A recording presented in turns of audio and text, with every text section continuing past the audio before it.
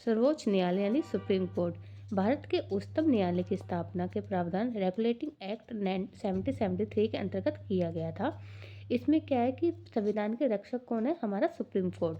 भारतीय संविधान आर्टिकल 124 में उच्चतम न्यायालय के गठन के रिलेटेड बता रखा है कि एक उच्चतम न्यायालय होना चाहिए। आर्टिकल 124 में उच्चतम न्यायालय के न्यायाधीशों की नियुक्ति किसके द्वारा की जाती है? राष्ट्रपति जी के द्वारा की जाती है।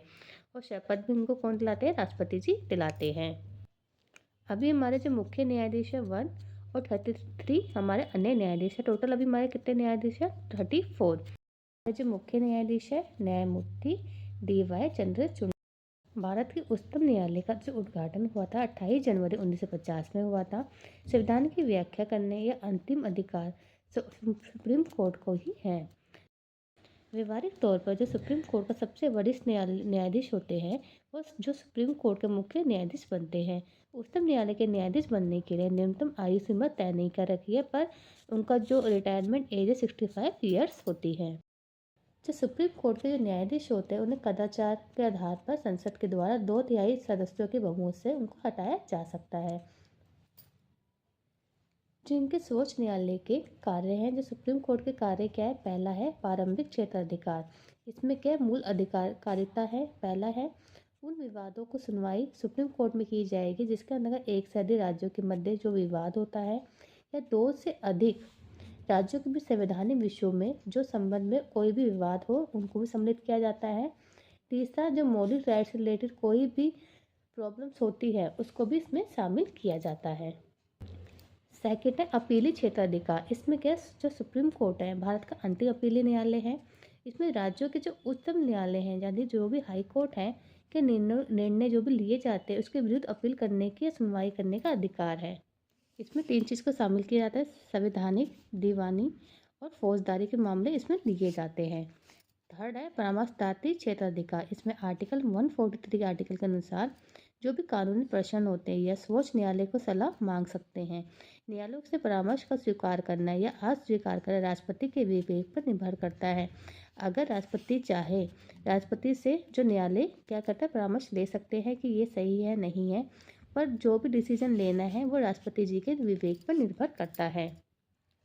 फोर्थ है न्यायिक पुनरावलोकन। इसमें है संविधान आर्टिकल जो है 137 के अकॉर्डिंग जो सर्वोच्चतम न्यायालय है उनको यह अधिकार है कि स्वयं द्वारा दिए गए जो भी आदेश है या कोई भी निर्णय लिए उन पर पुनर्विचार कर सकते हैं। यदि वह उचित समझे तो उसमें आवश्यक चेंजेस भी कर सकते हैं। फिफ्थ है अभिलेख न्यायालय। इस आर्टिकल 129 में आता है। आपसे आर्टिकल पूछ लिए जाते हैं कि अभिलेख न्यायालय कौन से आर्टिकल में आता है? आर्टिकल 129 के अंदर। इसमें क्या है, जो अभिलेख न्यायालय है का स्थान प्रदान किया। इसमें है न्यायालय के निर्णय सब जगह प्रमाण रूप से स्वीकार किए जाएंगे। अगर उन्होंने सुप्रीम कोर्ट ने जो भी डिसीजन ले लिया उसको हर जगह स्वीकार करना पड़ेगा। 6 है मौलिक अधिकारों का रक्षक। हमारे सुप्रीम कोर्ट हैं वो हमारे जितने भी मौलिक अधिकार है उनके रक्षक होते हैं। ये आर्टिकल 32 में क्या रखा है? इसमें न्यायालय मौलिक अधिकार की रक्षा के लिए बंदी प्रत्यक्षीकरण, परमादेश, प्रतिषेध, अधिकार पुस्ता या उत्प्रेषण के लेख जारी कर सकते। सुप्रीम कोर्ट के जो न्यायाधीश की योग्यता क्या है? पहला तो भारत के नागरिक होने चाहिए। दूसरा है कि उस न्यायालय यानी हाई कोर्ट में 2 या 2 से अधिक न्यायालय में लगातार कम से कम 5 वर्ष तक न्यायाधीश के रूप में कार्य कर चुके हों। या सेकंड है कि उच्च न्यायालय या न्यायालयों में लगातार 10 वर्षों तक वकील रह चुके हों। थर्ड है राष्ट्रपति की दृष्टि से कानून के उच्च कोटि के ज्ञाता हो। सुप्रीम कोर्ट के जो न्यायाधीश होते हैं जब वो रिटायरमेंट के बाद कहीं भी कार्य नहीं कर सकते, पर लेकिन जांच पड़ताल करना है, अन्वेषण करना है तो विशेष प्रकार के कार्यों में वह संपादन हेतु नियुक्ति की जा सकती है। और है निर्णय या कार्यों की आलोचना नहीं की जा सकती। जो भी न्यायाधीश द्वारा जो भी कार्य किए जाते हैं उनके ना निर्णयों की ना कार्यों की आलोचना नहीं की जा सकती। अगर कोई भी व्यक्ति ऐसा करता है तो न्यायालयों को मानहानि के लिए दंडित किया जा सकता है।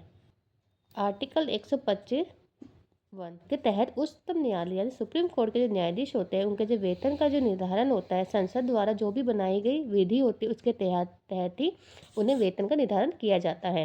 न्यायाधीशों के लिए जो पेंशन, सेवानिवृत्ति या वेतन की व्यवस्था सर्वप्रथम 1970 में की गई थी और 1998 में जो पेंशन होगा, सेवानिवृत्ति हो गई, वेतन हो गया, अन्य कोई भी सेवा में आवश्यक सुधार किए गए। केशवानंद भारतीयवाद 1973 में क्या हुआ, सुप्रीम कोर्ट ने संसद में जितने मौलिक अधिकार होते हैं उसमें संशोधन की शक्ति को मान्य किया। राष्ट्रीय न्यायिक परिषद का अध्यक्ष भारत का मुख्य न्यायाधीश होते हैं। आर्टिकल 127(1) के अनुसार यदि किसी समय सुप्रीम कोर्ट के सत्र को आयोजित करने या चालू करने के लिए न्यायाधीशों की गणपूर्ति प्राप्त ना हो, यानी गणपूर्ति पूरी नहीं होती, तो उस टाइम पे जो मुख्य न्यायाधीश है वो हाई कोर्ट के जितने भी न्यायाधीश है से सर्वोच्चतम न्यायालय यानी सुप्रीम कोर्ट के तदर्थ न्यायालय की नियुक्ति की जा सकती है। आर्टिकल 128 में बताया गया जो जितने भी रिटायर होते हैं सुप्रीम कोर्ट के रिलेटेड बता रखा है। आर्टिकल 120 लाइन में अभिलेख न्यायालय के रिलेटेड बताया हुआ है। सबसे पहले सुप्रीम कोर्ट की जज थी फातिमा बीवी।